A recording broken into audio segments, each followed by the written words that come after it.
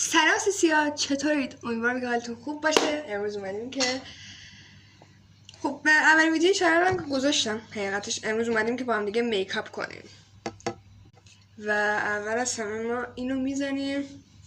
از اونجا که از این چیا ندارم برای میکاپ اینا، از تل استفاده میکنم. خب خیلی سخته. نه اول نه از این مرطوب کننده عزیز. من نمیتونم موقع بلند کردنش براتون فیلم بگیرم، سخته.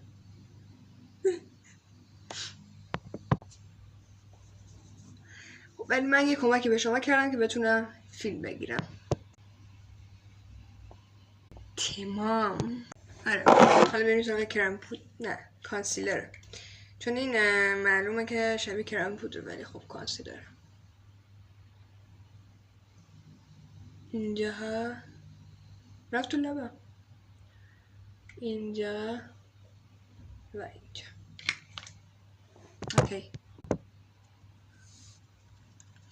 فیت کردنش هم یه دردسری برای بلند کردنه. اگه دقت کنی ببینی چقدر پایینم سفید شد. پرفکت. خب آقا این از اینجا. حالا بریم سراغ کانتورمون.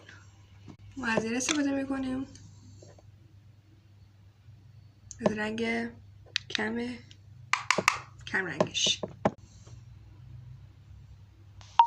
از اینجا شروع میکنیم.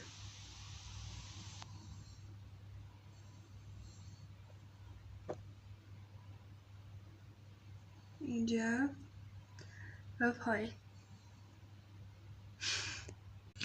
من یه فکر بهم سرم زد، از تینچره‌ای برای کانتور هم میشه استفاده کرد. چه واقعا شد خیلی خوب اگه بشه. بچه تنها چیزی که تونستم انجام بدم همین بود. ممنونم از سازنده تینچره‌ای که تونست انقدر میکاپ رو حل کنه. چقدر تغییر در رنگ. بچه الان چرا این فیلتر افتاده رو من؟ میخوام رژگونه تینجله‌ای هم استفاده کنم ببینم خوبه یا نه.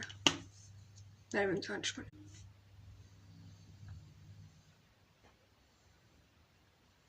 اگه خوب باشه که من 10 تا رژگونه دارم. عالیه بچه ها نظر من، ولی خب اونقدرایی که من میخوام پیگمنت نداره. رنگ هایلایتریه، دقت کنید بفهمید.